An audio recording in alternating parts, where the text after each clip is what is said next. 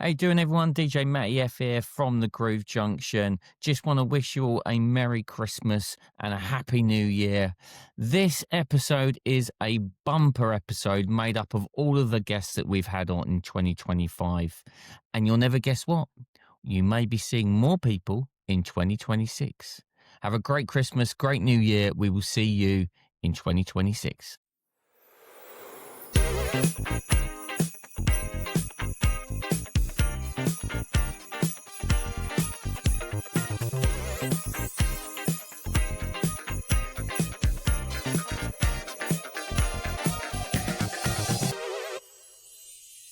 So please welcome our very special guest on this week's The Podcast, Dom Plays Sax, everybody.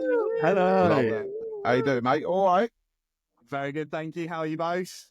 I'm all right. Yeah, all good, Dom. Thanks for joining. Now, this is something slightly left field that we've never sort of done, in the sense of we've gone DJs, producers, more DJs, club DJs, mobile DJs, and now we're going for Dom Plays Sax. We're going for the pure saxophonist. Sophinist. Yeah, The I've- new name. mouthful, The new isn't it? what you need to know. That's all you need to know. And trust me, I've had a beer already. So struggling to get that word out already is always a good start of the interview, really. Before we get into the wedding scene and the party scenes that you're involved with when you're working alongside DJs, how long have you been playing the sax? So I've actually been playing the sax now for 17 years, which is pretty crazy to say because I've actually been playing the sax for longer in my life than I haven't been. So yeah, I'm a 28-year-old sax player. And yeah, I started when I was 11 years old. So yeah, pretty crazy. At what point did you then start pushing yourself out in the sense of creating your website and creating you as a musician that can benefit events, whether it be birthdays, parties, engagements, weddings, etc.? When did that all then start to move for you? So my sister's 12 years older than me. And so I was lucky enough that I had been a part of kind of parties that she'd had, house parties, etc. And her friends always knew that I was learning the saxophone and that I'd got my grade 8. Again, they keep up to date with what your family are doing. And one of my sister's friends actually asked me to play at her wedding. So I did that wedding, and from there I had someone come over to me on the day and say, "That was amazing. I'd love for you to play at my wedding." And then at that wedding, I then had the same thing happen again. And after the second time of it occurring, something clicks in your mind. I was doing a business management. I'm onto something here. That's it. Yeah, there's something here. Like there's something that could work. So I kind of finished university, and I was like, I'll give it a go. I'll see what happens. I joined a networking group locally in Bedford, so for wedding networking, and started talking to different DJs and different kind of wedding suppliers, and started putting my name out there a little bit more. I'd come up with the name Dom Plays Sax, very original, a bit of the Ron Seal approach there, but it works. It literally works. That's it, and and it's a brand that people will always remember, and that's what's key to me. I think a lot of people will just know me as Dom the Sax guy. So that's useful, and yeah. So from there, it basically just built and built.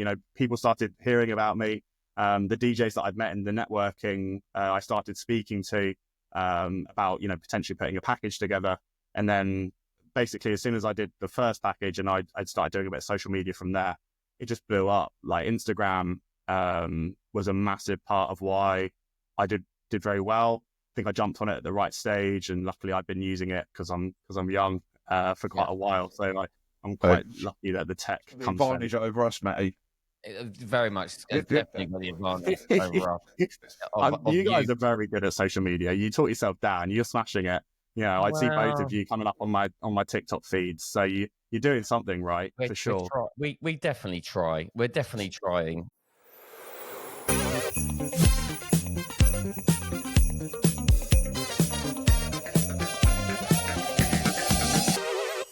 So please welcome to the Groove Junction this week's guest. It's Mr. Jack Kristain, everybody. Yay. Excellent.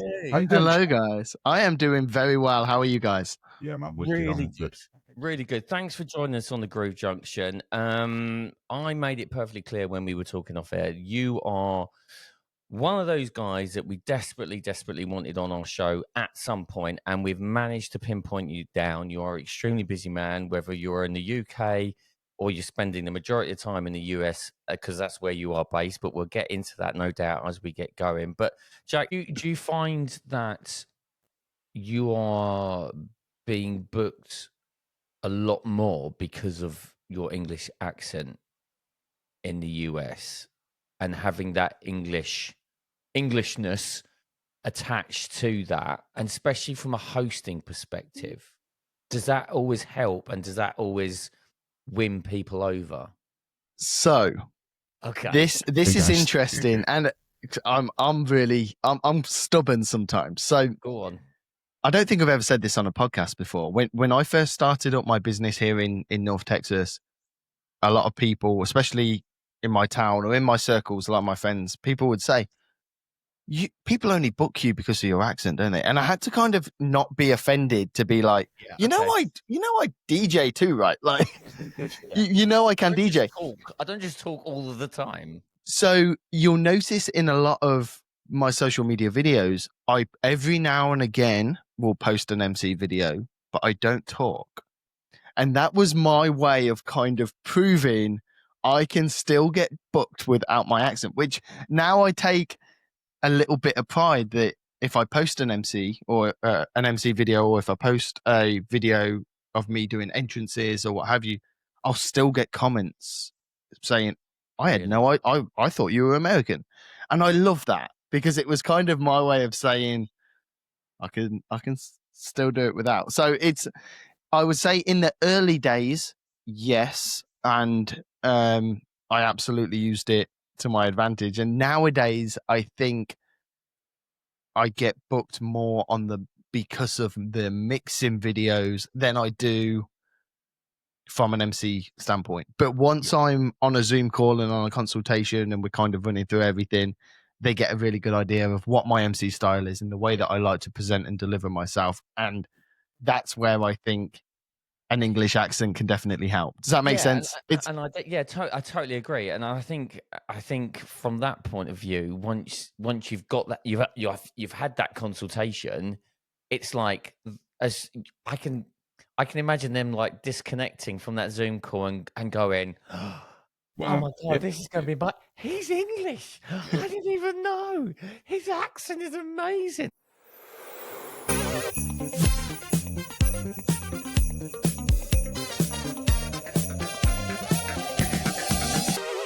So please welcome our guest on this week's The Groove Junction, Mr. Simon Bennett from Wolf Mix, everybody. What made you come up with the design that you've got? I know you said because of it was the largest thing you could create on a 3D printer, but what made you go, right, we need it at a slight angle, I want the screen here. What was the thought processes behind that from a DJ point of view?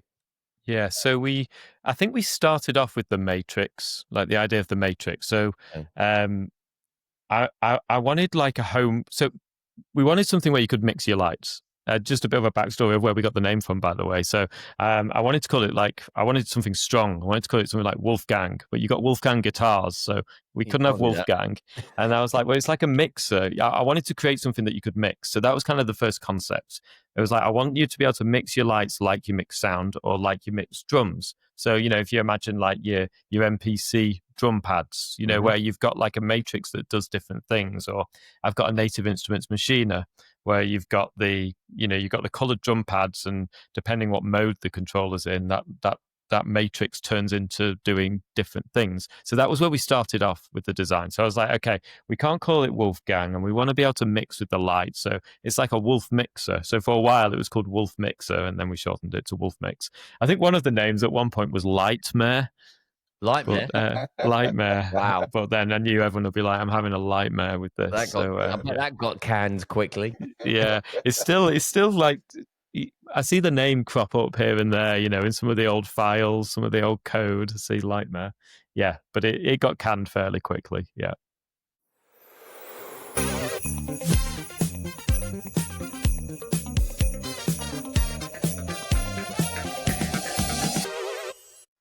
So please welcome to this week's The Groove Junction, Jay Cunningham, everyone.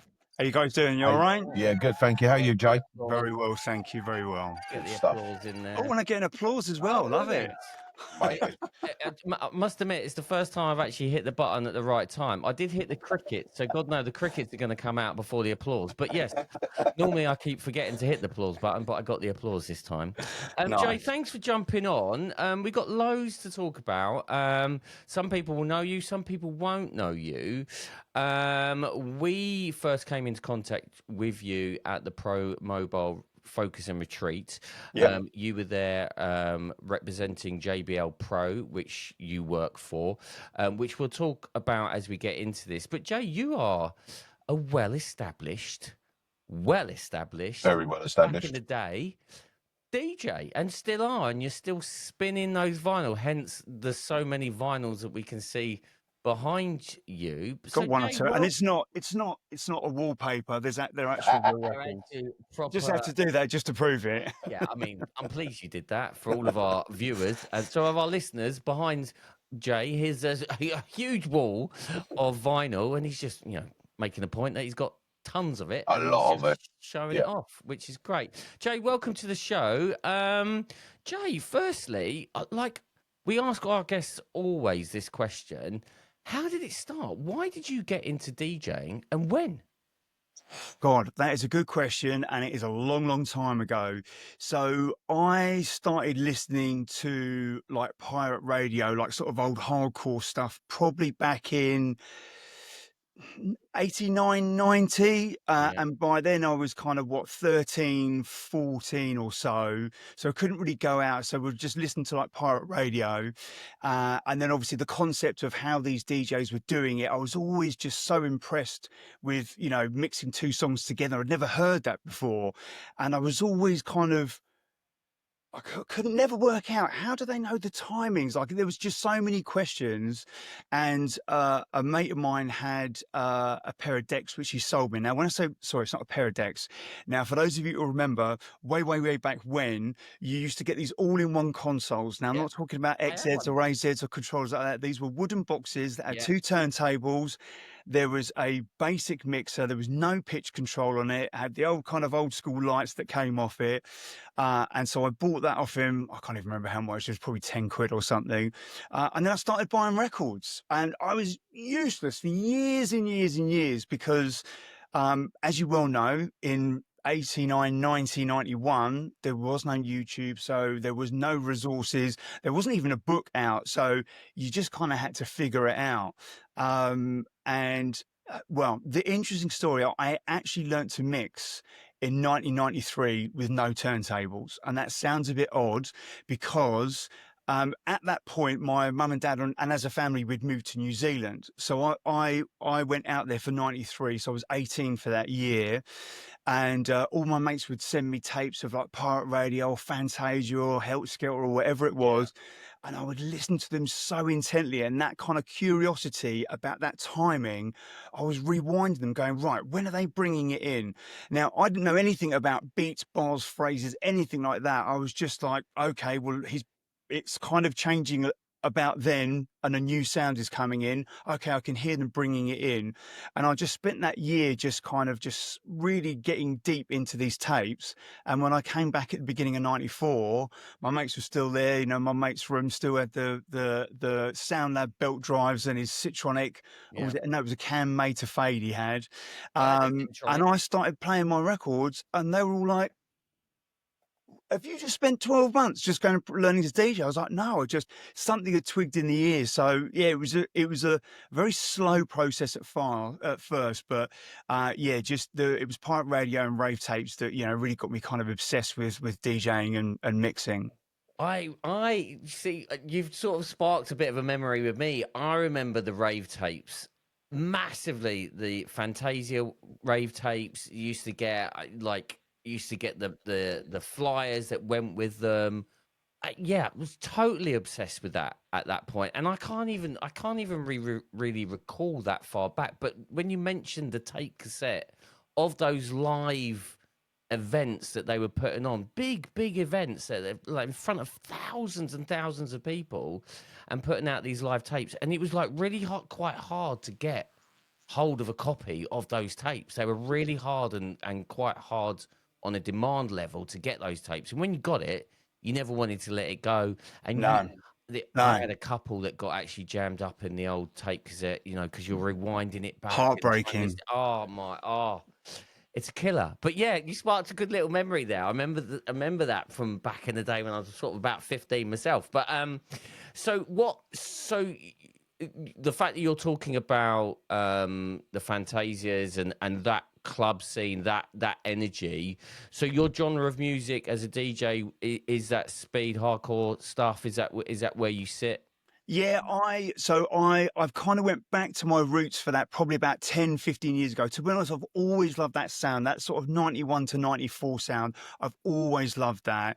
But in the kind of sort of professional DJ career, I've gone through a lot of genres. Really, I kind of started off playing sort of UK garage for like Lush FM, which was DJ Luck's pirate station. Yeah. Then I got into the breakbeat scene, and that's where I really made my name. You know, I was on like Kiss FM. I had a residency at the End for the Ram Records night.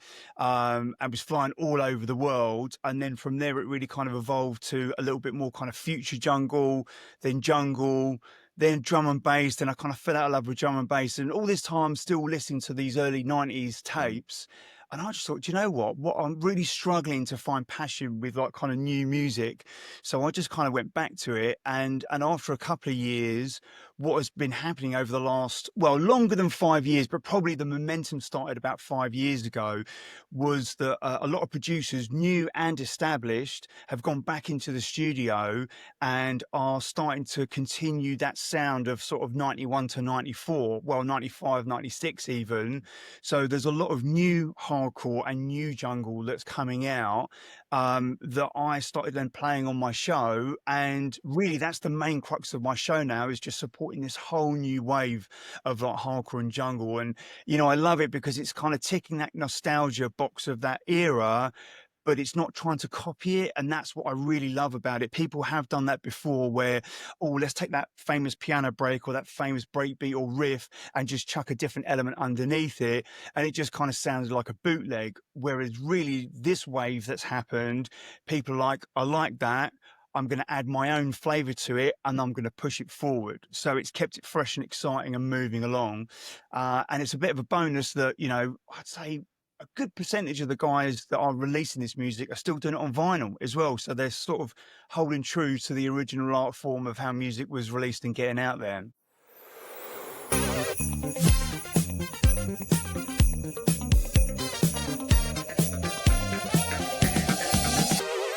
So please welcome to this week's The Groove Junction our very special guest, Jason Fox from Fox Pro Events.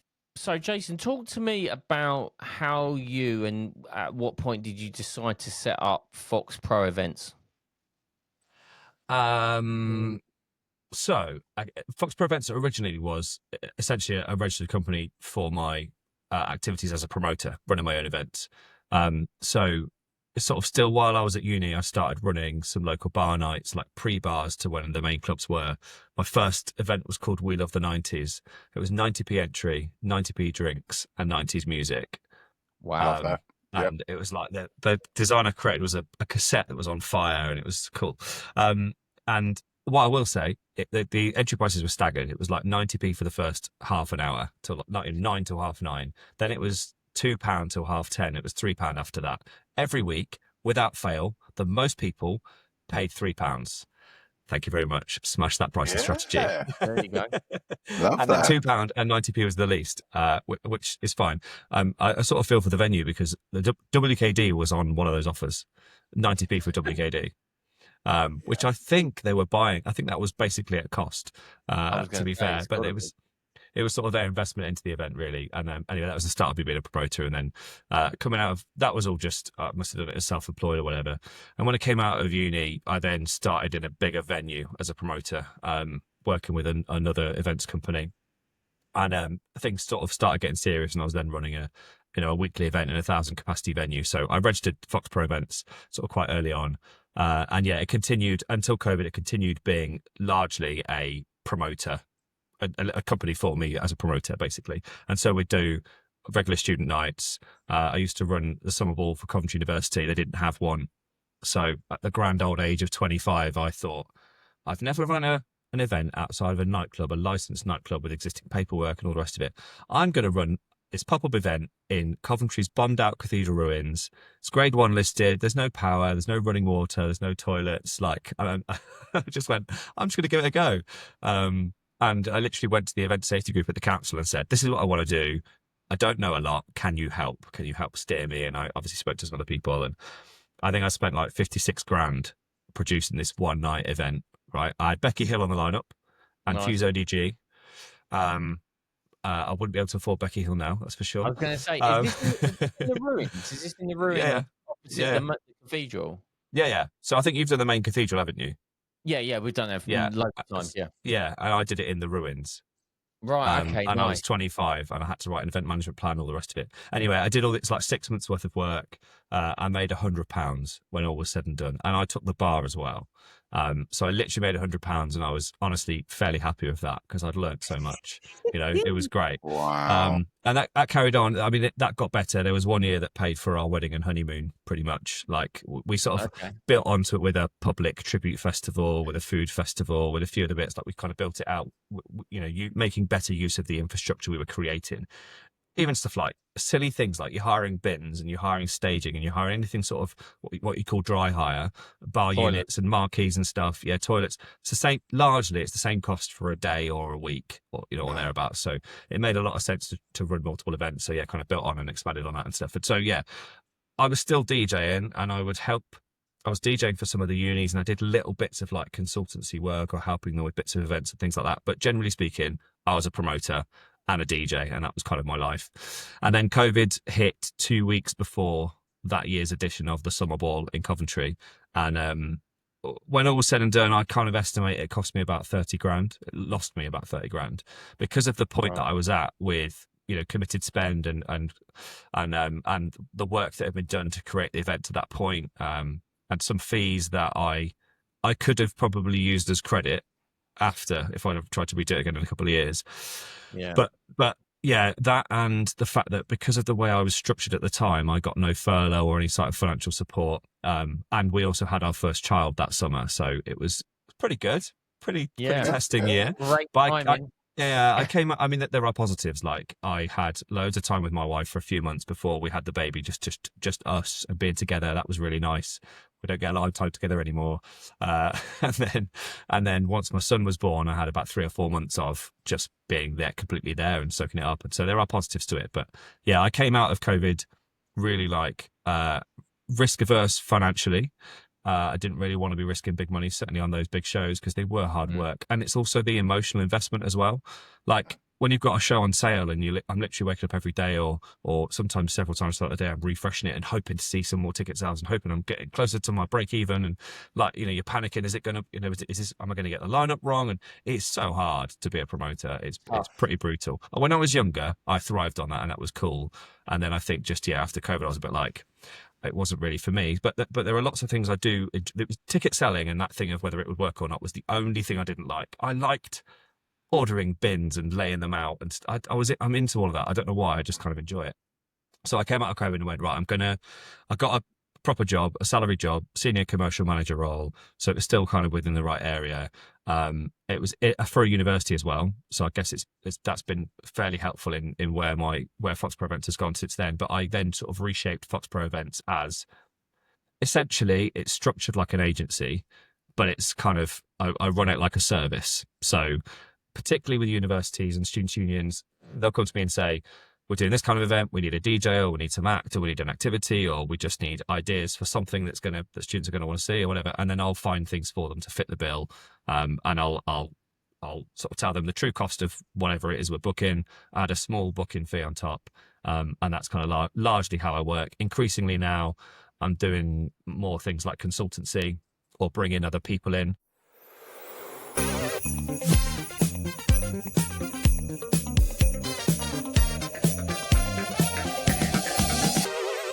So please welcome to this week's The Groove Junction, all the way from the United States of America, Mr. DJ Chris Washburn, everybody. Hey. Oh wow, you got sound effects. I was gonna say triple air horn. Us DJs know all about that. You wouldn't realise the amount of times I mess up that sound effect and don't actually put it in, and then go, "Where's the sound effect? Where's it go?" But I did it on time. But let's not make man. about it. You're fired if you can't handle that. That's easy. Boom. I'm on it. How you doing, Chris? I am doing fantastic. It's an honor to be here with you guys, and thanks for the time difference. Those of you that know that America and England, they're not in the same time zone, but we made it work. It's a pleasure to be here, just chatting with other passionate DJs, other people that love what we do, that love interacting with each other, love connecting. You know, is a big priority, a big passion for me. So I appreciate it. I'm honored. So thank you, and love what you guys are doing with this Groove Junction. And yeah, keep it up. So thank you. Yeah. No, thank you. And you know, one of the reasons why we reached out to you, and we will get into it as we have our conversation. But one of the main reasons is that you're coming over to the UK in February, and you are the headline guest speaker for the Pro Mobile conference up in Solihull, which is in the Midlands of the UK, in March 2026. And so it was the ideal opportunity to get you on the Groove Junction and sort of talk a little bit about, you know, what your plans are going to be when you come to the conference, what you got lined up, and give us some hints and tips of what potentially you're going to, I mean, you don't want to give everything away because, you know, we want people to buy those tickets and come and see you in person and get the real life experience. But before we get into the Pro Mobile conference, let's find out a little bit more about Mr. Washburn. And firstly, and I ask this question to all our guests that come on, how did you get into DJing, and why did you choose DJing as your outlet? Sure. Yeah. Great question. And I should say too, I've never been to the UK, never been to England before, but super excited. You know, honored again. But I think I already have a plan of what I'm going to do there. It's everything that I've seen in every single James Bond movie and Austin Powers movie. So that in my mind is England right there. Maybe throwing some Spice Girls from the late mid 90s as well. That's what I'm envisioning. So yeah, I'm ready to find MI6 or MI whatever this called, James Bond. So thank you to that. I love that. So how did I get into DJing? Wow. How did I get into DJing? Oh, so it all starts with, I grew up, my mom was a music teacher. So grew up in the world of music, played piano. She made me play piano. I played trumpet, sang in the chorus, did all that. So music was always a big part of my household, of my life growing up, and something that I became very attached to, as I think all DJs are very passionate about. In middle school, high school, I was the person that was making our warm-up tapes for sports, for basketball, at parties and get-togethers. I was always be the one that, like, I want to control the music, because I think I was very extroverted and always into being like the party person and putting smiles on people's faces and impacting them on a way and connecting with them and being that fun, positive type of person. So if you know anything about DJing, everything I just said fits that to a T. After college, I started working at a college bar, quickly became head bartender, quickly became manager. We had DJs, we had a dance floor. So it was part of my job to then manage the DJs, manage the music, manage the atmosphere. So one thing kind of led to another, where me managing DJs, then I was like, you know what? I like music. I made my basketball warm-up tapes. I have to tell these DJs what they need to play now or what they shouldn't play, what kind of atmosphere they need to make. So then they let me just start playing around on their controllers, like after a night or something, and be like, oh, what does this do? Oh, this is cool. And I had the idea of what we should do as the DJ for business, for making it as profitable as possible. And then I just kind of learned how to do it. And it got to the point where then I learned how to operate a board, and it got to where I could then fill in if someone got sick, or New York State, where I live, bad weather, winters are rough. Sometimes you can't get in because of the snow. So I was able to then fill in, and that led to, okay, now then I became good enough where I could do one night a week and wanted more. And after a few years into that, I knew that sustainability of staying in the college nightlife bar and club scene had its shelf life, especially if I wanted to have a family. I mean, it's great in your 20s, it's great when you're single, but it has a shelf life. You can't stay in that life forever. So I knew I had to start looking for things beyond that. And around 2011, 2012 is when I did my first mobile event. And friends of mine that had a very low budget wedding in like a fire hall they knew that I DJ and like, hey, do you want to DJ this wedding? And I'm like, oh, DJ wedding? Well, I DJ the club. Sure. Let me go do this. And that was my first taste of being outside the club, where then I was like, oh, this is cool. I feel like I could have, I enjoyed this, the personality part of it. I feel like there could be a future here. So let me look into this being a mobile DJ thing and starting my company. So that was about 13 years ago, 14 years ago. And that was the taste of it. And then over the next few years, I created my DJ company, Washburn Entertainment, and started slowly transitioning out of the managing the bar club scene into the mobile DJ world. And that's fast forward another decade, I am here where I am now. And that's how I got into DJing. And yes, around 2015, I transitioned to being full-time with that. And things have gone pretty well. And so that's how I got into DJing.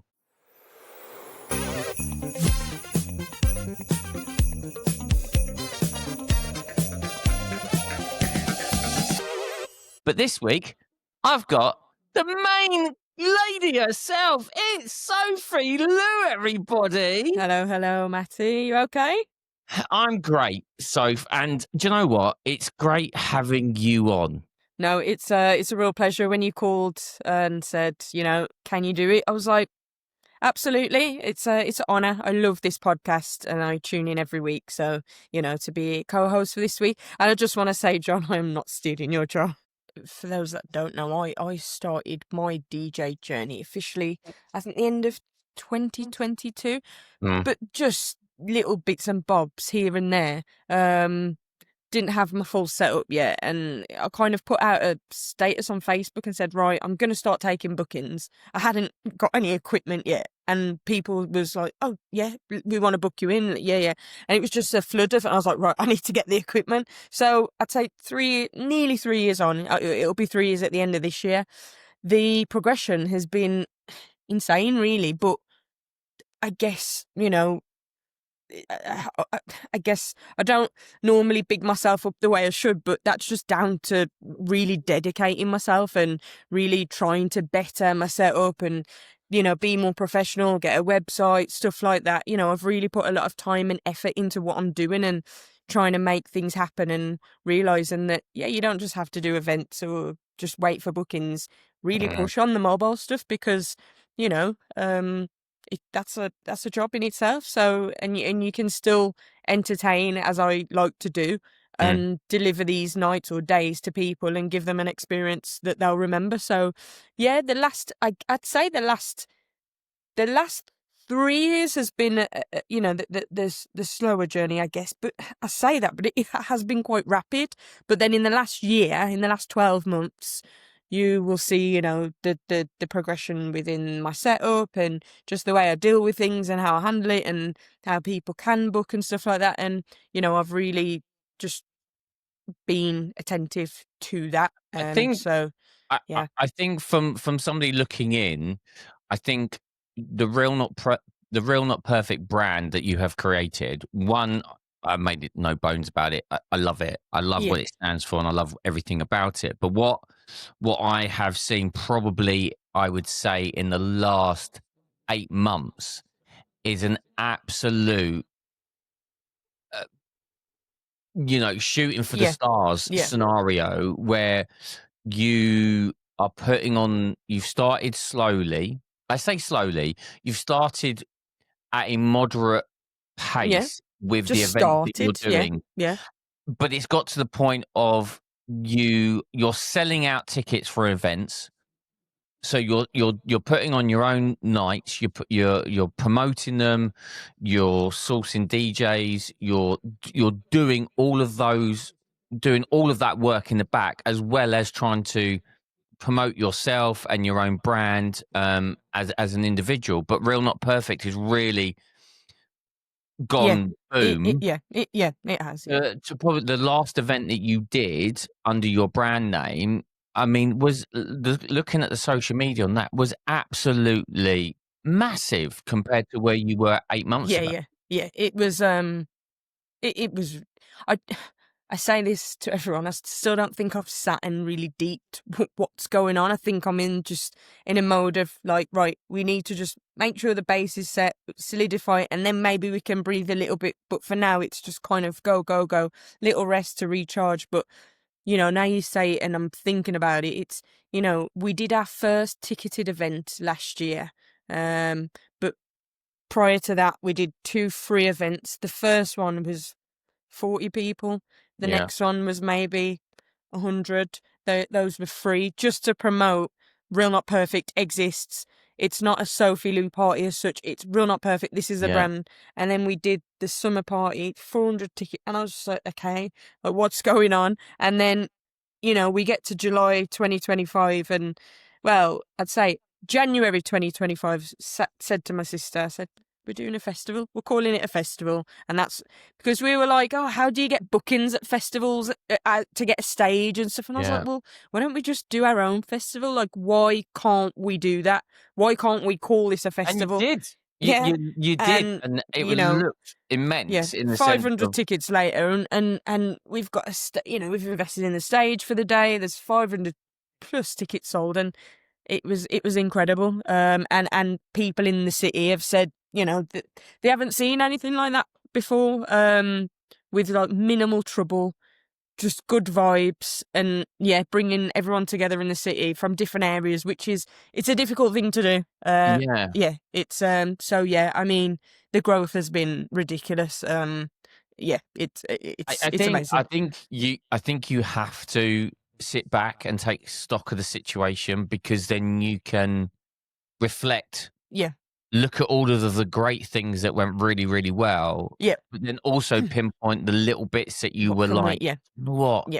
We could have done that better. Or we needed to do that. And I think that's the growth side of things. It's always great to keep this accelerating with it and moving with the times. And we've just done this event. We need to get on to the next event. But what I like about it, you've done it at a really sensible rate.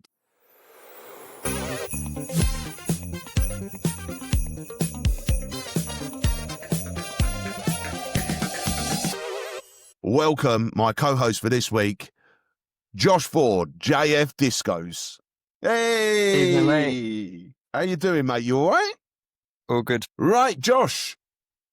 The floor is yours, my man. So let's have a little chat, Josh. I mean, obviously you was on the Groove Junction just over a year ago now. And I don't even think you had a driver's license back then, did you? No, I didn't. No. So I know that you were... I know you have got a driver's license, because I think I saw you came down to the JBL thing, didn't you, with Jay? Yes. And you come down to... that was a great day. That was good, wasn't it? I really enjoyed it. Actually, I'm sort of in the market for looking for some battery-operated speakers myself. But we'll come to that in a little while. So, Josh, what have you been up to like in the last year? Since you was last here, obviously, you've got your driver's license now. You've touched on university, which is pretty cool. Congratulations for that one. But what else here? Within the DJ industry and your business, what have you been up to in the last year? Within the last year, we've grown again as a business. Once again, it's our busiest year since we started. Each year has grown bigger and bigger. We've done a lot of weddings this year. I couldn't tell you how many off the top of my head. Definitely the most we've done in a year. School proms as well in the summer months. Absolutely love school proms, the vibes they bring, the energy. Yeah, me too. It's always a great event. Absolutely. And then we've still done the children's parties as well that we did when we first started out. So we carried them on, and they're another great event. Although they're not as long, they're kind of shorter in the afternoon, but I still find the kids are always great. There's always that great energy, great vibe from those people. So I absolutely love doing them as well. Brilliant. Yeah. Do you have in the past year, obviously you've done your weddings, you've done your school proms, and you've done your other parties. Has there been like a one particular party booking that you've like stands out to you and just get, oh yeah, that was such a good event, or what, or that was probably the worst one I've ever done. Have you heard anything like that in the past year? It's a hard one. I mean, given our job, I think it's what you put into it. So if you go into every event giving 100%, giving as much energy as you can, then you're going to come out of enjoying every event. It's just about finding ways to work. If you've got a smaller crowd, it's going to be harder to get them up, generally speaking. And I did an 18th not so long ago, and I'm playing the bangers and I'm thinking, what's going to get them up? What's going to get them up? And one of them came over and said, can we play musical chairs? And I had a little joke with them. Yeah, I had a little joke with them. I was like, wow, at an 18th, we're going to play musical chairs. I was like, okay, then let's do it. And they absolutely loved it. And they were all up for it. All of them playing musical chairs, really competitive game. And it was brilliant. Really? Yeah. I like what you've done there. You know, you've sort of what's going to get them going. And then all of a sudden it's like one of those childhood games that, you know, obviously these 18-year-olds like relate to. And you've turned the party around because you were, you know, by the sounds of it, no one was really sort of interacting with you because you're thinking, what's going to get them up? And then all of a sudden, I would never think of doing musical chairs at an 18th birthday. I won't lie. No. But it worked. No, and clearly. Yeah, and it was a Sunday evening. So obviously everyone's got things for the week ahead. No alcohol at this particular party.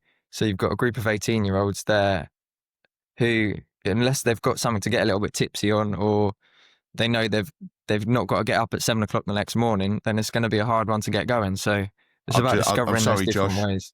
I've got to get my head around this. I've got to back up a little bit. So an 18th birthday party with no alcohol on a Sunday evening. Yeah. Is that right? Yeah. Yeah. And then they played musical chairs. Yeah. Yeah, I can see that being a booking that would stick in my mind, to be fair. Yeah, mate.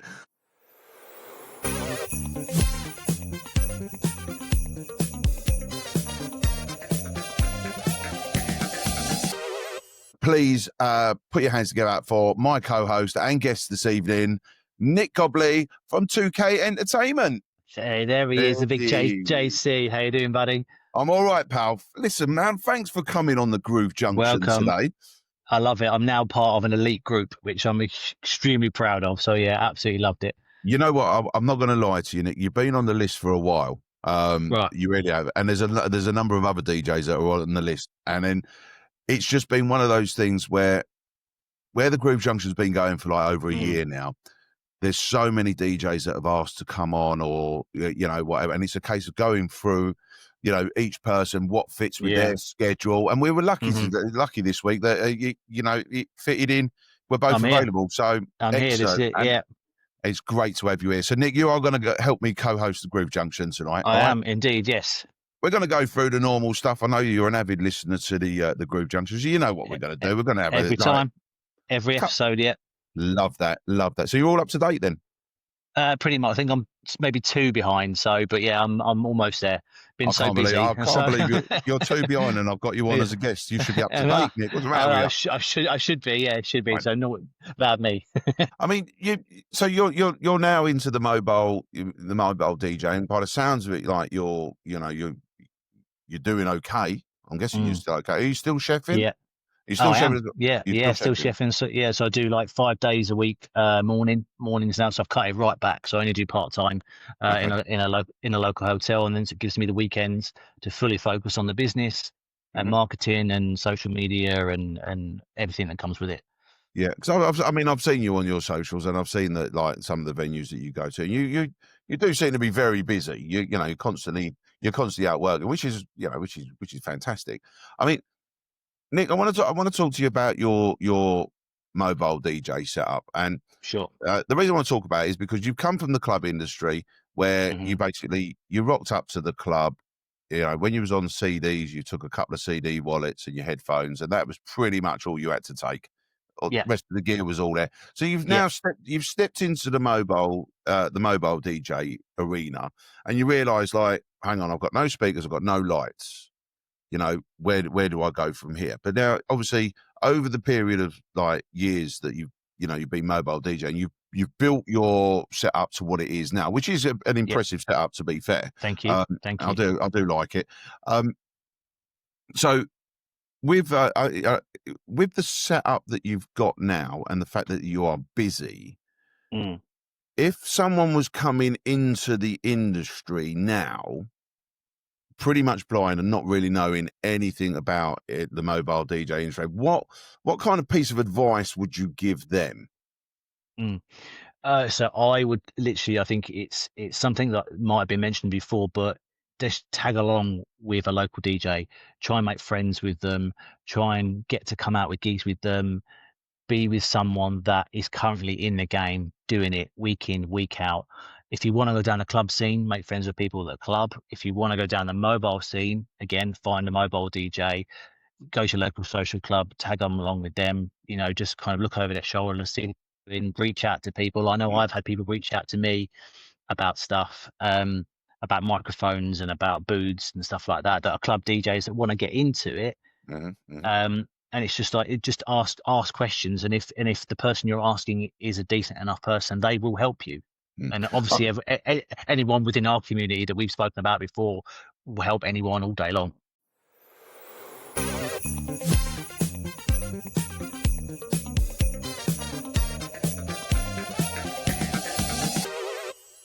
Please put your hands together for DJ Therapy, aka Alex Manctolo. That's one. There he is. Oh, I pushed the wrong button. I won't lie. That's right. There we go. Alex, welcome to the Groove Junction. Thank you. Thanks for having me.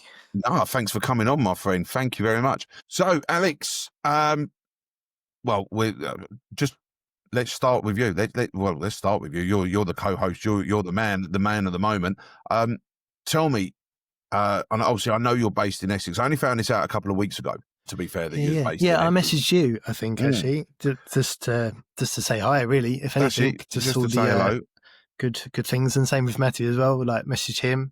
And the same with other people. I just love all the networking and stuff, and the community side of it is nice to be a part of and feed off of, as well as trying to do a little bit of giving back as well to a Absolutely. point. And just say thank you. That's one of the things that we did with the Groove Junction. We like to think it's a really good networking platform where you can.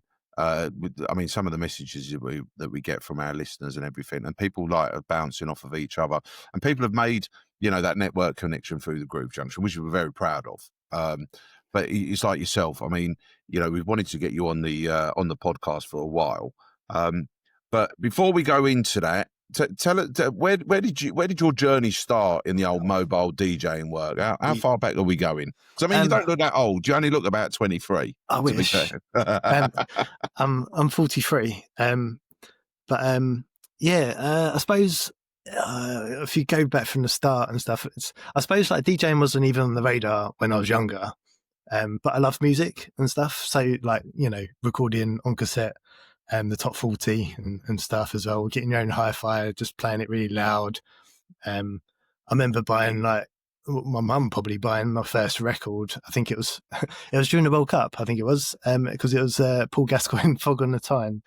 I remember that and stuff. And then just like music in general. And then I suppose it's like you're buying the cassettes and stuff when I was younger. But I suppose actually DJing come on the radar really, and thinking, this is really cool. I'd really love to try and emulate what I'm listening to and bits and pieces. Just listening to Radio 1. I used to listen to Chris Moyles, come back from school. And then it'll be, I think it was into Dave Pierce or someone. And then there used to be a mix at 6 o'clock. And then I'd listen to that and thinking, this is cool. It's like a 10-minute little mix. But there was the Mashup Boys as well was one of them. They started doing a little thing of that. And they did a few CDs with Ministry of Sound, I think albums and whatever. And I was I really love how they mashed the two, acapellas over this instrumental and merged it all together. And it was how do I do that? And then it's I suppose the internet's only just coming in at that point. I was probably about, I don't know, when I first got a pair of decks was 15, 16, I guess, and got vinyl and bits and pieces and started just mucking around on my own, self-teaching myself. Yeah. And then I suppose it was around where, what was it? It was probably 2001. Obviously Fat Boy Slim did the thing on the beach. and I love Fatboy Slim anyway, and stuff, and that's the kind of music I'd love and always wanted to do. But that's evolved my tastes and learning how to DJ and stuff, because I've had really good opportunities and really thankful for people who have kind of taken me on. So I used to work in the supermarket. There was a baker that had his own DJ company, and I gave him a CD, and I just tagged along. It just went along, brought me along to a few gigs. Up in London on Embankment was a boat that's not there anymore, but it was called the Queen Mary. Just alongside him, just learn the trade, I suppose it is, isn't it? Like learn how to DJ to a crowd, because obviously I'm just playing music that I liked originally. Yep. So you obviously also all the dance, all the house kind of things that I liked, and I used to go to uni, or not go to uni, and go to Covent Garden instead. And go to a couple of record shops and stuff. One was called Plastic Fantastic, I remember. And you used to buy like the white label kind of records. Yep. Same on the internet. Like it was. I sorted out my DJ cupboard. I got my stuff in the house, and I got my records are in there as well. I was just flicking through them, and Hard to Find Records was one of the websites that you could buy like mashups and white labels on and stuff as well, because it's nice hearing all the different kind of edits and remixes and stuff of songs, as well as buying, obviously going to HMV and flicking through and buying bits and pieces. But yeah, it was just through that opportunity really of learning how to DJ with Alan, he was his name, and just go learn. Like I'd play a song, like the crowd would empty, and then he'd play a song, the crowd would come on, and it was just that constant, and just learning to play to the crowd from then. And then it developed. Obviously, I obviously got better and stuff, and he trusted me. I got gigs on that boat. It was kind of upside down in terms of the dark, dingy club was upstairs. Posh stuff was all downstairs where I was, and I had a few New Year's Eve gigs there, and it was literally opposite the London Eye at that point. And you'd turn off the music and go up on the deck and watch the fireworks, and then have to come back down. But the first time I was there, and like you go back into a club, obviously I'm there on my own, and obviously no wife and stuff around at that time. At that point, obviously meeting Emma and stuff later on. And then obviously that journey going on to where we are now, really. But yeah, you go down into the club and no music, and people were kind of slowly coming down from the fireworks. And I was like, let's get down and whack the music on as quick as I can before the DJ up here does. And literally they walk down into the club and go, there's no music. And then they hear it coming downstairs, and they'll come downstairs. And I was supposed to finish probably at normally about 1 o'clock, 1:30. The couple of times that I was on the boat doing New Year's Eve. And they'd come up to me and go, can you, everyone's like, no one's upstairs. Like, they're all down here. Can you stay and do a bit more longer? And so, yeah, it just come from there, through private parties.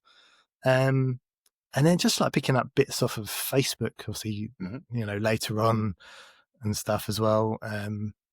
But I suppose it's like the wedding stuff really come from probably my friend who asked me to DJ her wedding.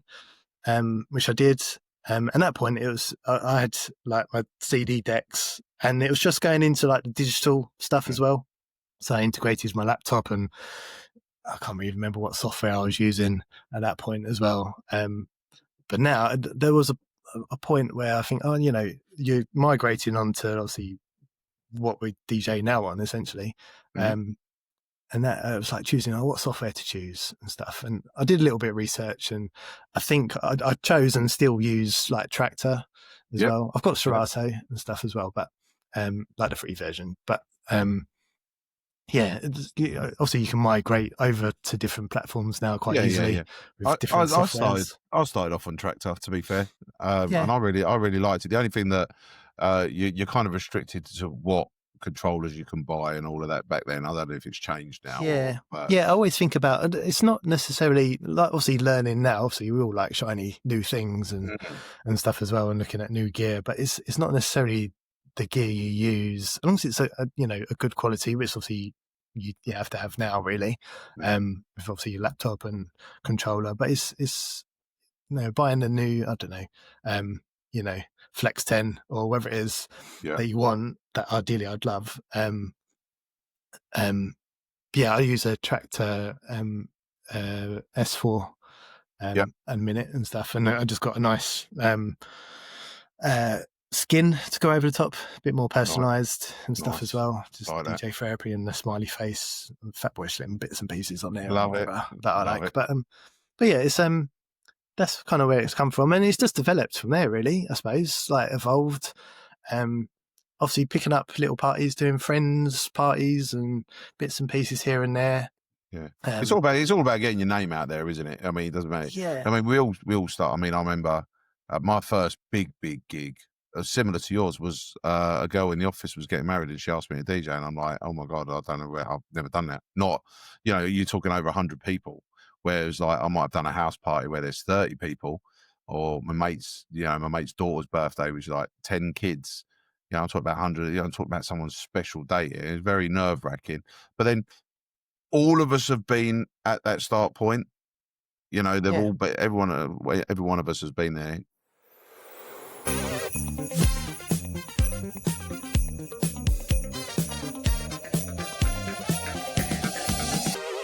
Right, let's get our guest on and co-host this evening, Mr.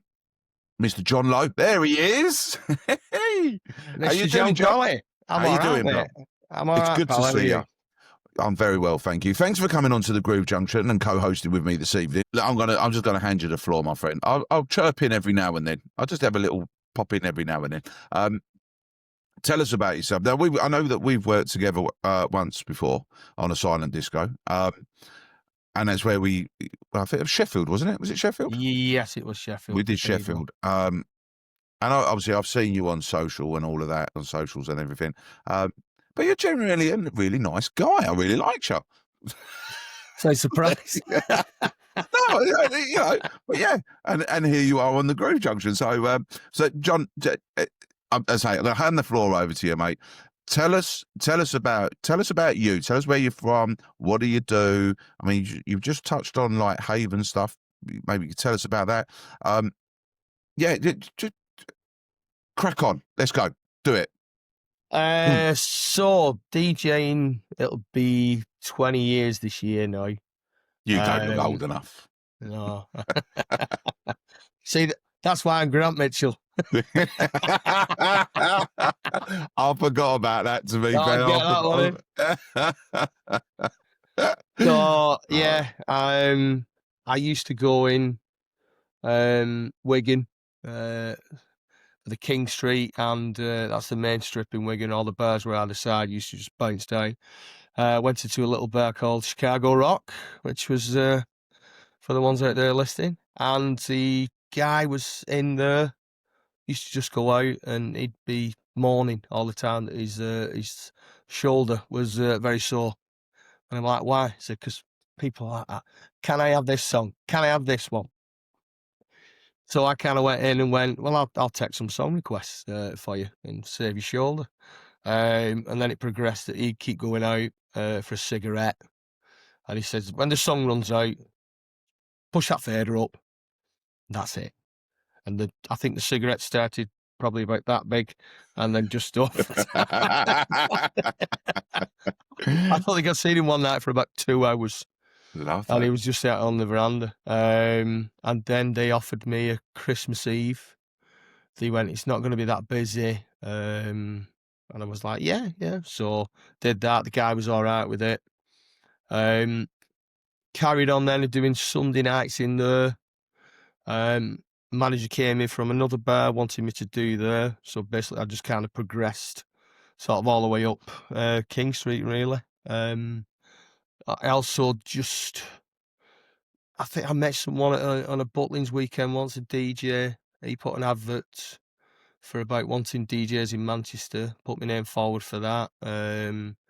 He'd never heard me. The company I was working for had never heard me. And I ended up with a residency in Tiger in Manchester in the what was called the Groovy Room, which was your 70s, 80s, 90s cheese and stuff like that. Nice.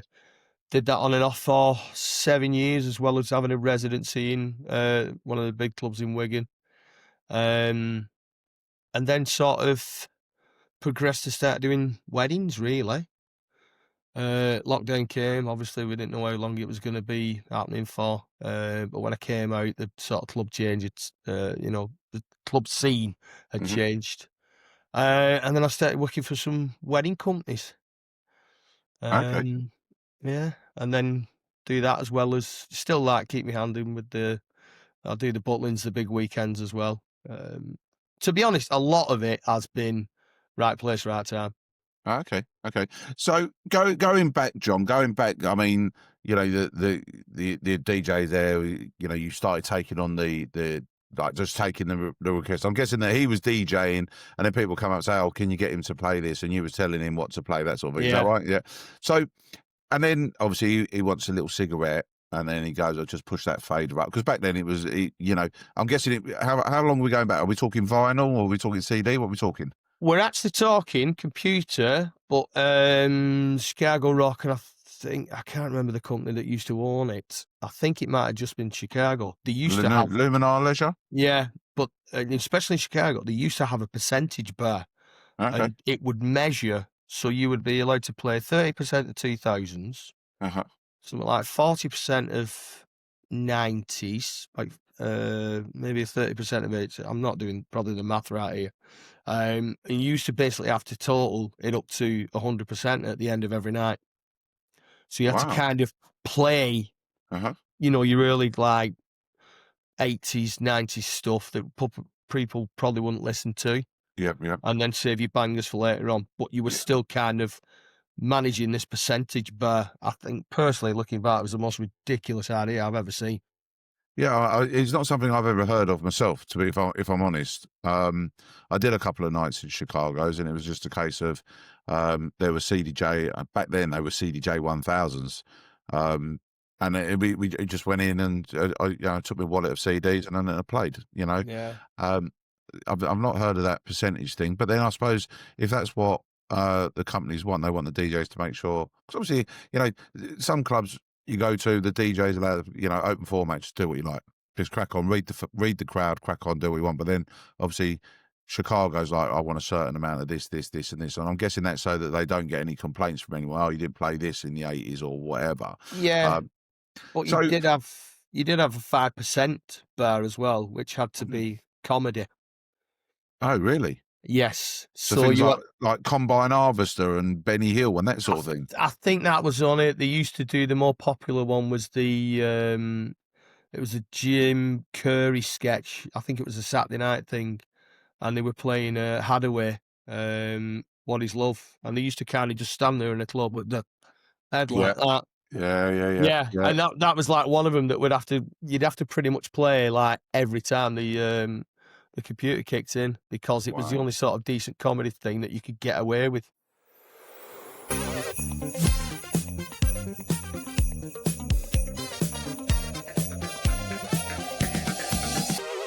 Right, now I've got a cracking co-host with me this week, and I've known Dan for quite a while. Dan Nicholson, JN Sounds, and he is my co-host. So please put your hands together for Dan. Here he is. Hey, John. There he is. Thank you for hello, that. mate. Very intro. You like that, did you? Yeah. I don't have a button with an applause. Need to get Matty's got all of that. Yeah, I need to have a word. Yeah, he's got this little special effects thing, and and I'm not allowed. I'm not trusted with any buttons, to be fair. But Dan, welcome to the Groove Junction, mate. Thank you, mate. Thank you for having me. Obviously, you spent sort of like 10 years with with John doing all different types of parties, and then into the wedding. You stepped into the wedding, and he was doing the MC, and you was doing the DJing and all that. Obviously, then so after COVID, I mean, you've got all your processes in place, but then after COVID, you've gone back out. I mean, personally for me, I mean, I was chock-a-block with weddings straight after COVID, and it went like that for a good sort of 18 months, but. Where before COVID, you had someone with you there, and then after COVID, you had no one. You was on your own. How did you cope with that? Was it okay? Were you happy with it, or did you miss it? Or it's a good question. I was nervous at the time. Initially, I thought, shall I jack it in as well? I don't know if I'm doing it on my own. But then I thought, no, I'll do it. I'm good at it. a lot of people encouraged me to do it as well, and I'm glad I did. And the scariest part for me, having not done much of the MCing before, was like, now I've got to do everything, do the MCing, and I wasn't super. I obviously did the odd bit on the mic, but not as much as John. So that was that was a bit scary. And I think I've mentioned this in like TikTok videos or something before, but like I used to like script down what I was going to say, kind of in general, with like that I could use every time, with like a insert name here to introduce bride and grooms. Literally after a few weddings, you sort of remember it, and start adapting, your own style, and confidence comes very, very quickly as well, I found. So it wasn't as bad and scary as I thought it would be. But one of the things when I started, the one thing I had no confidence whatsoever. I'd say literally 3 things on the mic. But the worst thing for me was hearing my own voice over a loud PA system, because it sounds completely different from what you hear in your head. And that really did throw me. And it weren't till I'd done a few sort of, few weddings where I was speaking on the mic, I was just like, you know what, I'm probably never going to see these people again. I've done their wedding. I'm probably never going to see them. So whatever I say, whatever I do, it'll be forgotten about tomorrow. You know what I mean? But it was the sound of my own voice, because it does sound different. And I think once I'd overcome that hurdle, I think I was, I was all right with that, to be fair. Now I just scream down the mic whenever I can. I mean, I've always been, and still am, kind of quite minimal on the mic, really. Only speaking when I need to, like for introductions. The odd bit of kind of like interaction and that sort of thing. But and I think in today's couples, they don't want loads of talking over the music. They don't want cheesy DJs, talking over every track. They don't want the Peter Kay where no, and I that is one thing I don't do, to be fair. I'm a bit like you. You talk when you need to, and announce when you need to announce. But other than that, they're there. And I used to say this when I first started. I say, look, guys, you're not here to listen to my voice. You're here to listen to the music and have a good night.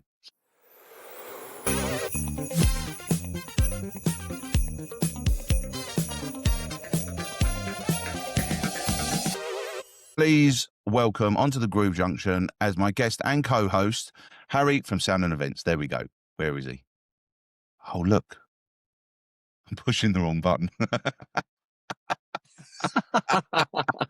I'm pushing the button to mute you, and I'm thinking, why ain't he coming on the screen, man? Right. Can you hear me? Am I live? You're live, Harry. Harry, I've got Fantastic. No buttons to give you an applause or anything. So there we go, my friend. Thank you very much. Listen, Harry, thank you for coming on to the Groove Junction. Thank you for agreeing to be my co-host and that this evening or this afternoon, this morning, whenever you're listening to it.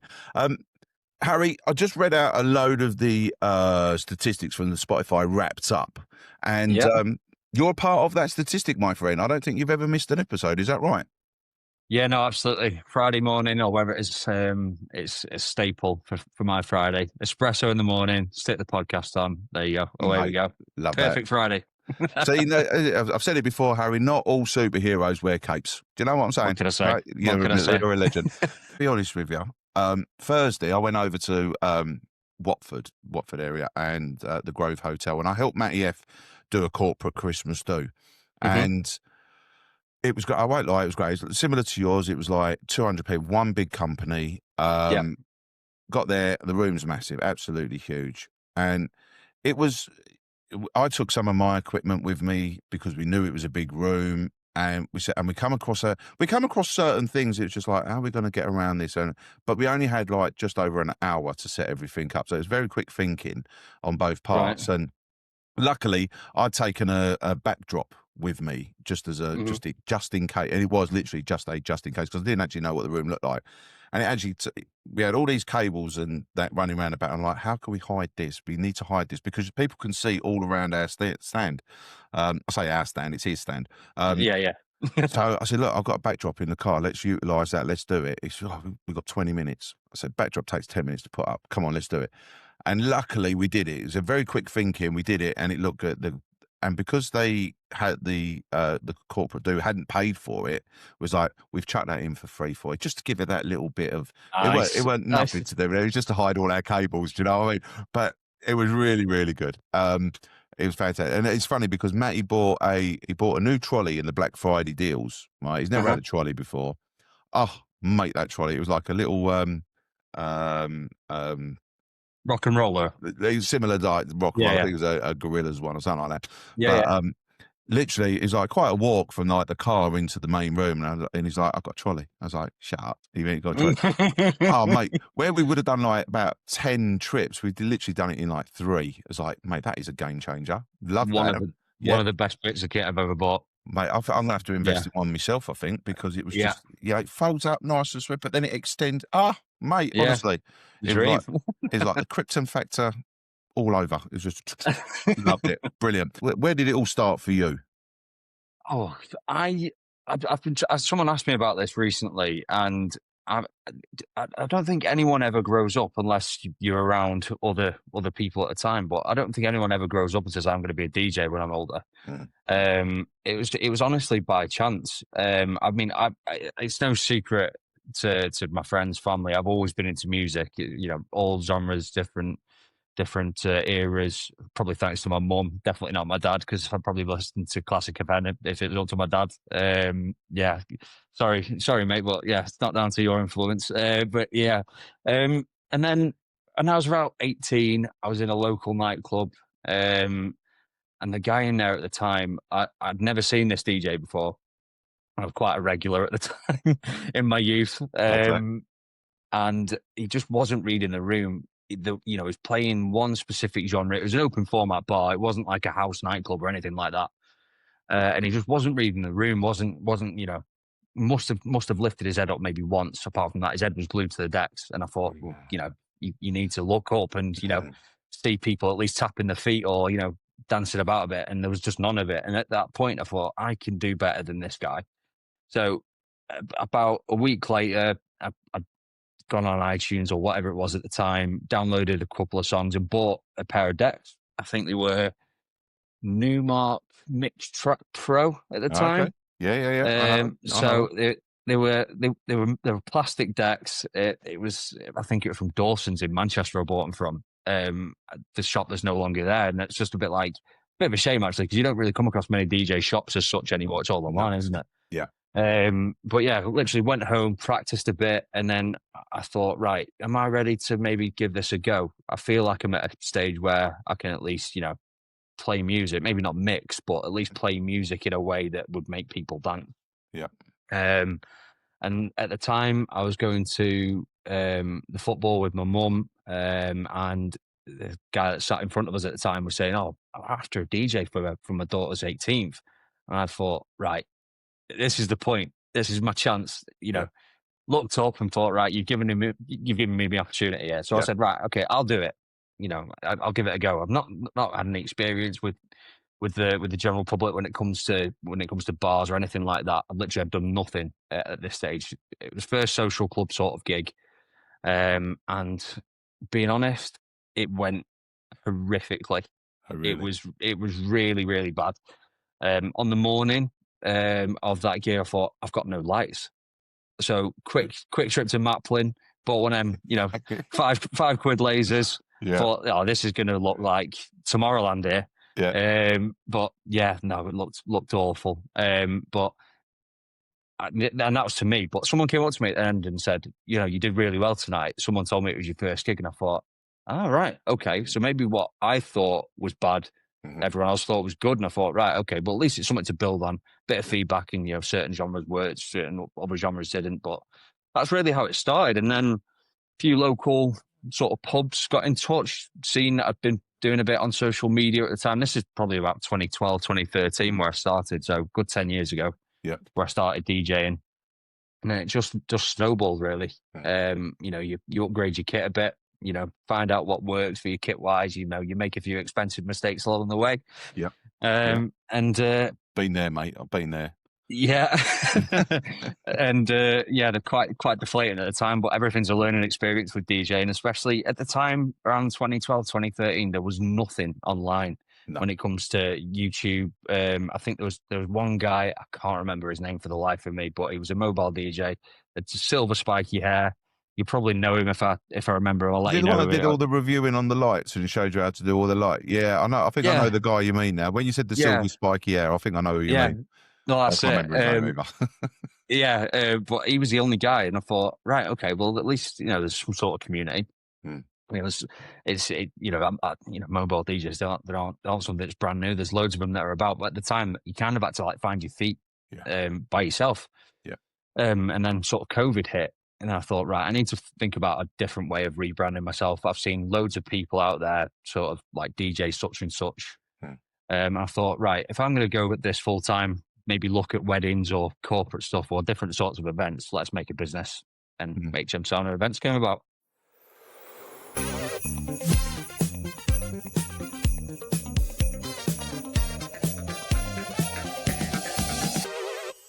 Please welcome to this week's The Groove Junction, Mr. Funky T, TJ. How are you doing, sir? There he is. Oh, yeah, I'm nervous. I am a little bit nervous. Oh, really? Why? I said, right, usually I don't get nervous. It's not a police interview. It's not a police interview. You'll be all right. It feels like it. I'm joking. I'm not in control.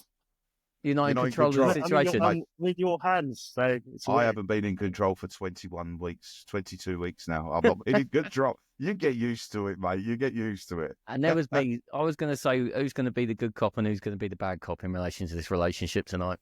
I don't think that's a question that even needs to be asked, really, does it? No, okay. No. All right, bad cop. The ex-doorman himself. You just keep yourself there. TJ, welcome to the show, man. It's a pleasure having you on. Thanks for joining us tonight. Pleasure to be here. Genuinely. Yeah. I love the Groove Junction. I listen to it. It's great. I think what you're doing, both of you, is fantastic and it's needed.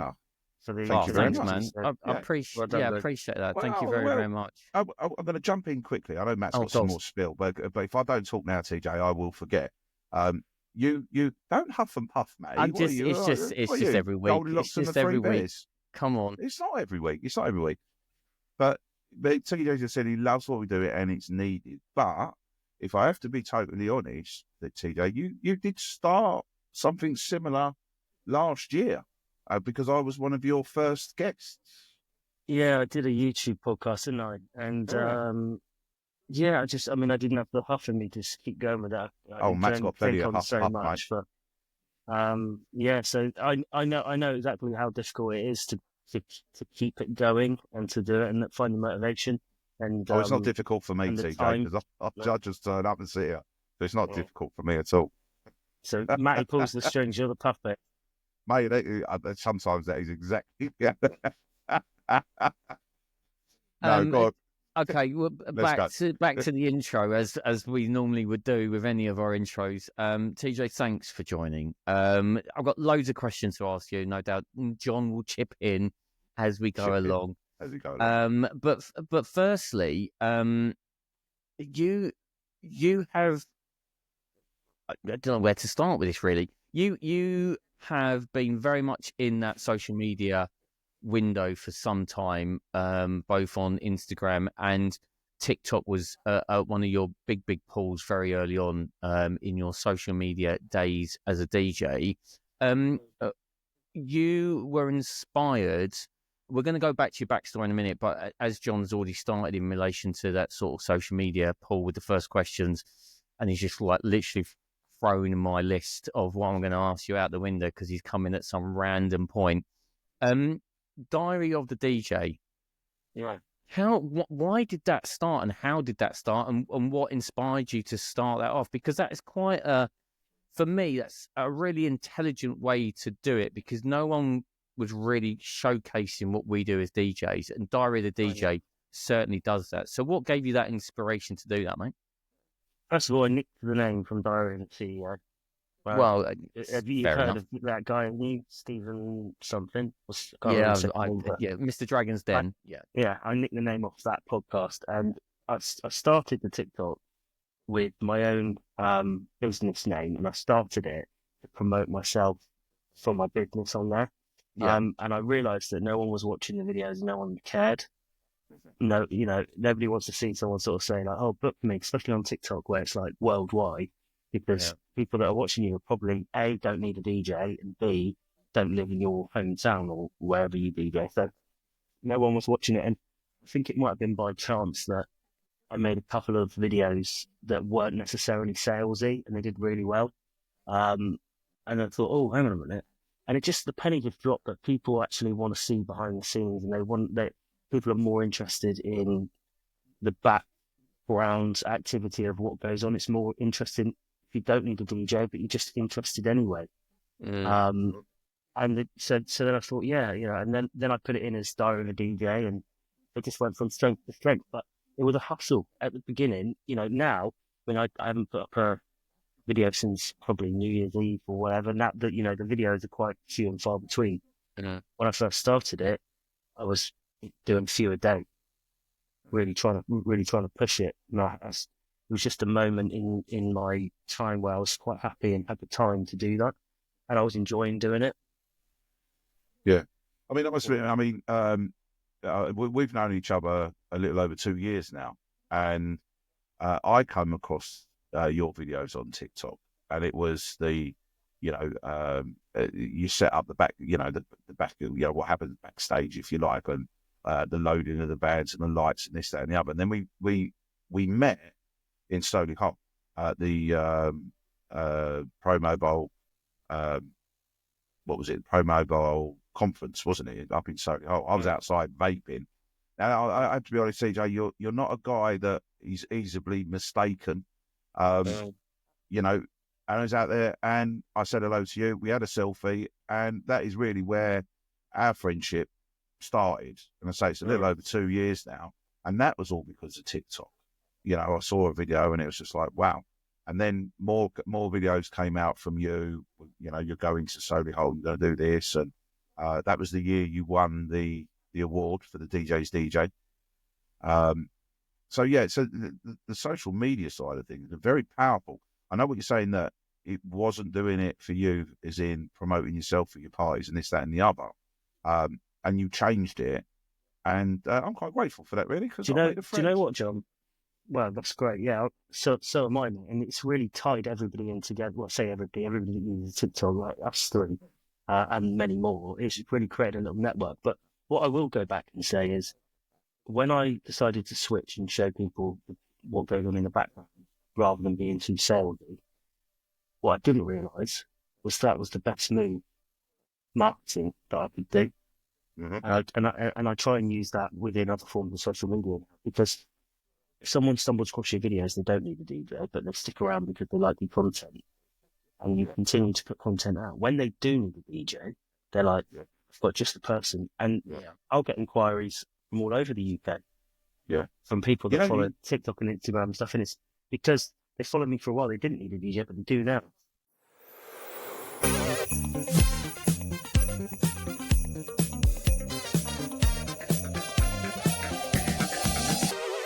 Please welcome to the show Mr. Adam Snowball from Snowball Entertainment up in Europe.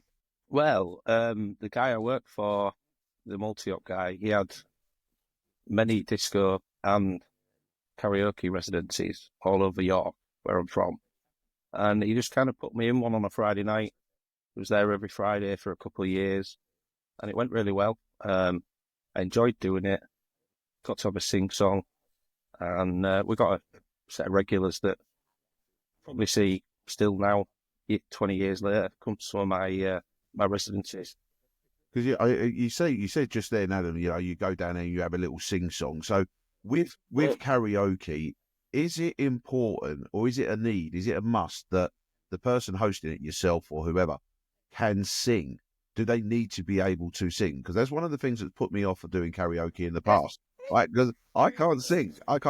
But the thing is, I've seen you sing. I've seen you sing on the street. I've seen you sing in the pub, and you can sing. You've got a voice, Yeah, I think it's maybe practice, but did a lot of acting in school, and college, and just naturally went into the sort of the musical theatre side of it when we did auditions for shows. And it just kind of came from nowhere. I didn't realise I could sing, and then got the leading part in the Little Shop of Horrors in year 11 at school. And it just kind of went from there. I was always a really shy kid. I loved music, but didn't know what to do with it. And then it just all took off, really. And that was just train of thought there. You definitely don't come across as a shy person. Definitely not. No. Yeah, used to be. Plenty of confidence. There's a lot of confidence oozing out of you when I've seen you, do your sing. And as I say, you can sing as well. You've got a cracking voice. Yeah. Yeah, to answer your question, I think it does help if you can sing. But I think it's more important that you enjoy singing. I'd like to say I've worked for people before that couldn't sing for toffee. But that can sometimes put people at ease. The first guy comes up, sings, and he's terrible. They're not quite as worried to come up and sing, but I'll always open the karaoke. I'll do the first song for them, and hopefully it doesn't put them off if I can carry a tune. Sometimes I'll murder a track that I've never tried. So I'm gonna go back slightly. So when you first started, obviously this is before the digital age, where we currently are. So when you first started doing the karaoke's, that's a lot of back catalogue of songs to be carrying around in the form of CDs. Talk me through the process in relation to how you obtained all of those CDs and making sure they're all up to date and keeping that cycle going, because I'm just referring back to sort of the DJ point when CDs were quite the big thing, going from vinyl to CD. We were still going into shops and buying CDs and doing that, but I can imagine from a karaoke point of view, there's a lot of songs that you need to be having in a catalogue for people to be flicking through the pages to find the song they want, to write down the code, to hand it up to you, for you then to get it ready to deliver their song for them to come up and perform the song that they've chosen. So did you have a huge library of songs to go with? How did that work? Because there's obviously a lot of printing, paper, books, all of that sort of stuff. So talk me through all of that process. Well, when I first started working for this multi-up guy, he did all the CDs himself. He printed them out, printed all the books out. He printed out request slips. He had these catalogues of CDs. I'm assuming he bought them in bulk and disc and then just copied them so that he could have multiple DJs out in one night. Okay. And then eventually, what I'd do is I'd go along and play my CDs in between. So I always had a really decent CD collection from being a kid, just from buying lots and lots of music. And then we just went digital. He told me, if you get a laptop, I'll stick some software on, a couple of gigabytes of music. And then when I worked for him, he just gave me a hard drive. Right. And I worked off that. Okay, cool. I mean, it's obviously different. So do people still write down? So from the whole paper copy of having that book on a table in a pub, people writing the songs down and coming up and handing them to you, how does the process work now in the digital age? Do they still have the book? Is it text messaging to you? How do they do it now? I am quite traditional. I still take pen and paper requests. Oh, okay, right. Just because I'm so busy. And I need to know people's names, and if they write their name down, the song name, and the artist, it's there on a piece of paper in front of me. I'll put them in a list in order of the song, in order of the singers, and then I'll put them into the software on the computer. Okay. There are ways and means of getting everything digital, or just taking requests verbally. I did that for a while, but you've got to remember in your head, if you hop up into the toilet on your way back, says, I'll sing so you get back there and you completely forget. It can ruin someone's night, missing them out on the karaoke, because that's what they come out for.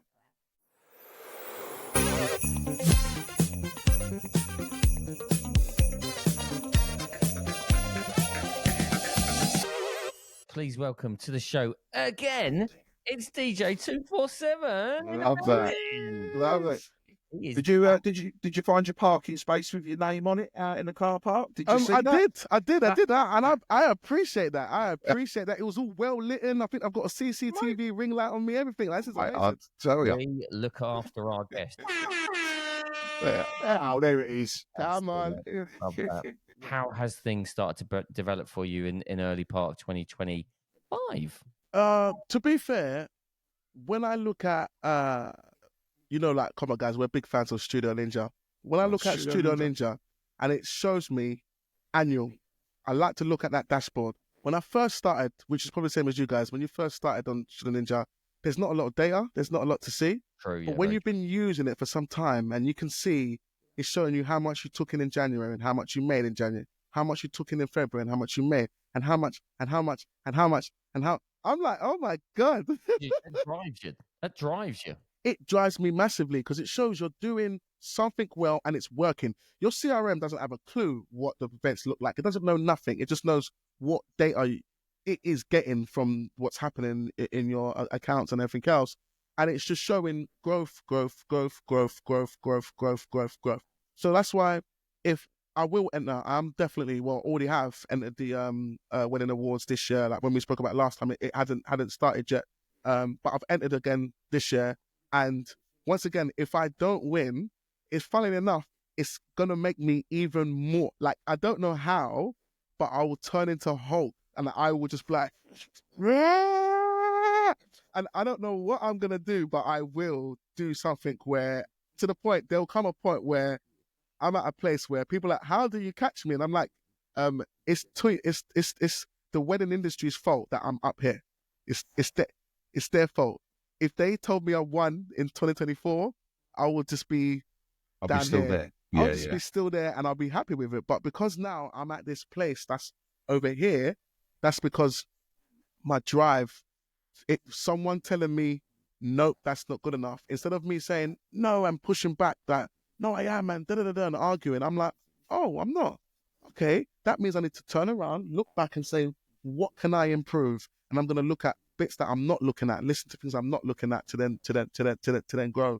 But how things are looking is good, man. I've got and I'm not saying this to brag. I say this because you guys now have heard my story so much. I feel like you need to know when things are happening, when things are not happening. Like, I'm abroad 4 times this year. I've got international bookings. I was booked, guys, by a couple in California to DJ in France. Wow. Yeah. And as I'm saying it, it's still like. Yeah. Yeah, that's a round of applause thing. Absolutely. Yeah. Like, where'd you go with that? That's incredible. And that's where, even when John's saying, come on, John, say it, because I'm going to say if you don't. Where am I going? Well, mate, we're going global. Let's not mess about. But it is, that for me is amazing. I've got, and I don't want to short the other ones because they're UK ones.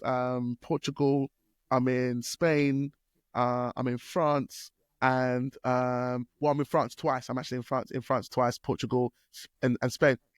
But when I'm like, when they messaged me and I saw their number, you see their number in the Studio Ninja, right?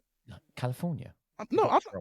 I was like, whoa, what number's that? I didn't even know where it was. I thought, do they work for some funny mobile? Like, what number is that? +0-106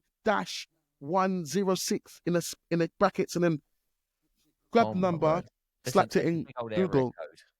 Yeah. And then I remember I messaged them and I said, you do know I'm from the UK, right? And they said, yeah. I said, okay, cool. I just wanted to, I don't want to, jump on a call and sit there. And at the end, they're like, oh, you've sent us something in pounds. I'm like, well, what do you want me to send it to in dollars? They're like, yeah. I'm like, why? We're from America. I'm like, oh, wow. I didn't know. Do you know what I mean? So I opened it. But then they all said, no, yeah, we see what you do. We love you. They were saying the same things that the clients here say. And I said, wow, we love your energy. We love what you're putting out. We've been watching your videos. We're just going through your reels. We're just going through all the stuff that you're posting. And we want that energy. We want you to I'm like, okay.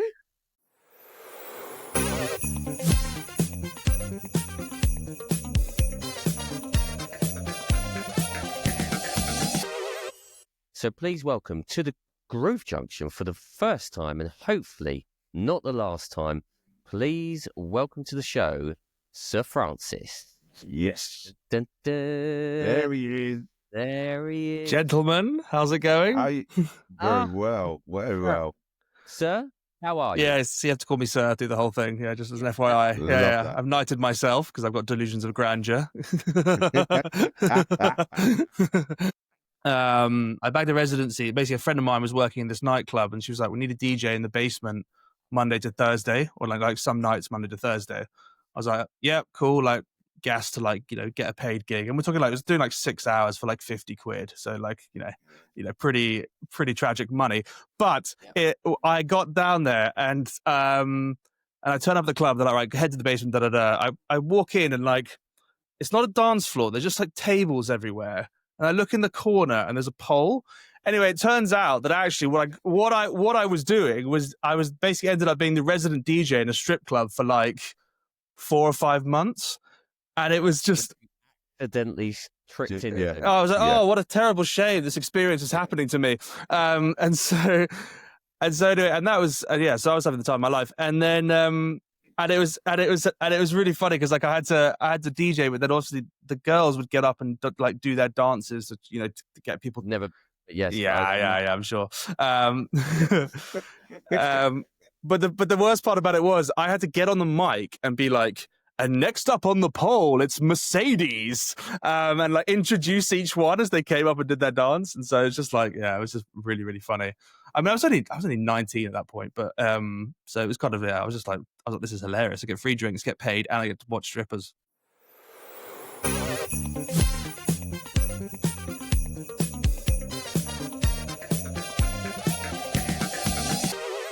So please welcome to this week's The Groove Junction our very special guest. It's Mike from Phase 1, everybody.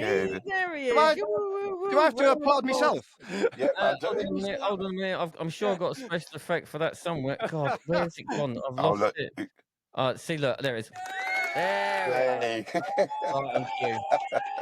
Yes. I've arrived. I feel like I've made it already. Everybody wants a deal. And you know what?